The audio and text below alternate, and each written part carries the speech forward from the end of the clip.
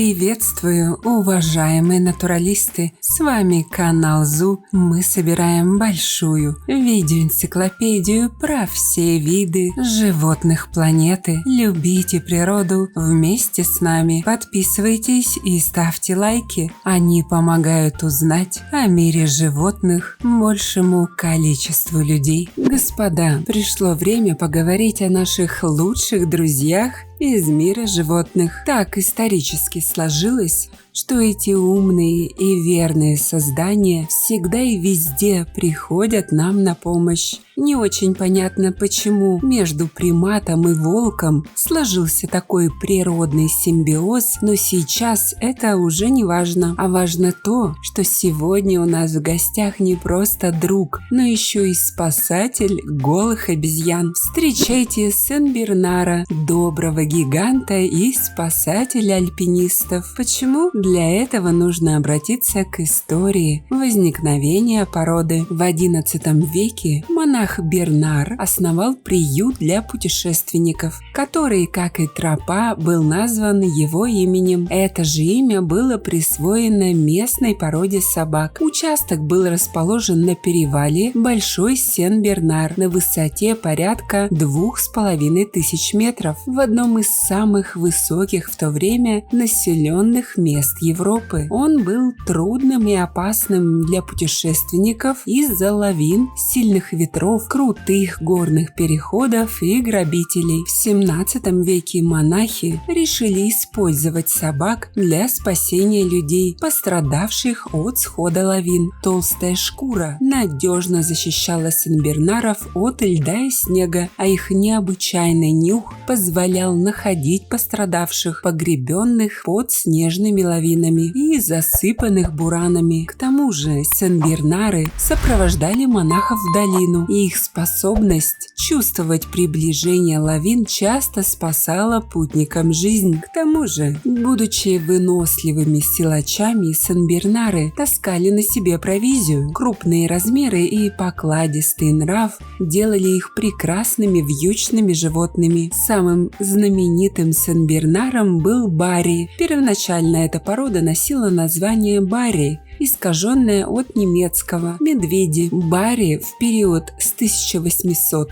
до 1812 года спас жизни 40 человек. Однажды Барри спас маленького мальчика и нес его на себе в монастырь 5 километров по глубокому снегу. Все потому, что Сен-Бернары отлично ориентируются в пространстве и легко находят дорогу домой, даже если оказались в незнакомой местности. Но как же пес спасал пострадавших в завалах? Ведь у него же лапки. Эти самые лапки справлялись со снегом не хуже, чем лопаты. Ими Сен-Бернар выкапывал несчастного голого обезьяна, вытаскивал его на поверхность и согревал, вылизывая лицо и руки. Конечно, Сен-Бернар не спасатель Малибу, но увидеть такую слюнявую мордаху лучше, чем остаться в снежной могиле. Различают две разновидности Сен-Бернаров – короткошерстных и длинношерстных. Происходит он от азиатских догообразных собак, мастифов Тибета, которых завозили в Европу и скрещивали с местными собаками. Сен-Бернар очень крепкая и крупная собака. Высота в холке в соответствии со стандартом породы у кобелей 70 см, а у дам не менее 65. Шея сильная, с большим воротником, окрас рыжий с белыми отметинами или белый с рыжими, а вот живут альпийские спасатели в среднем всего 8-10 лет. Что же с характером у нашего гигантского добряка? Сен-Бернары преданные и очень послушные собаки. Они любят людей, в отличие от самих людей, а с детьми обращаются очень бережно и аккуратно. Сен-Бернары довольно любвеобильны и одинаково ласковы по отношению к каждому члену семьи. Правда, есть один недостаток, с которым достаточно трудно справиться. Сен-Бернары жуть как не любят маленьких собак. Наверное, им не нравятся вечно бегающие и лающие вокруг шмакодявки. заявки. Однако, если щенки росли вместе, то в дальнейшем есть надежда, что жить они будут дружно. Собственно, то же самое и с кошками. Лучше всего эти бетховены живут в частных домах, где можно предоставить им свободный выгул. В городских квартирах эти собаки чувствуют себя гораздо хуже. Так что, если вы живете где-то на севере или в Сибири, и у вас есть дом, то Сен-Бернар – это лучший сторож, спасатель и друг. А кстати, знаете, почему бочонок с виски – неотъемлемый атрибут Сен-Бернара? Этот миф появился благодаря одному английскому художнику, который решил приукрасить свою картину пикантной деталью. Однако художник не знал, что алкоголь на морозе означает верную смерть, потому что он только усилит остывание человека, расширив сосуды. А какая крупная порода собак больше всего нравится вам? Напишите в комментах.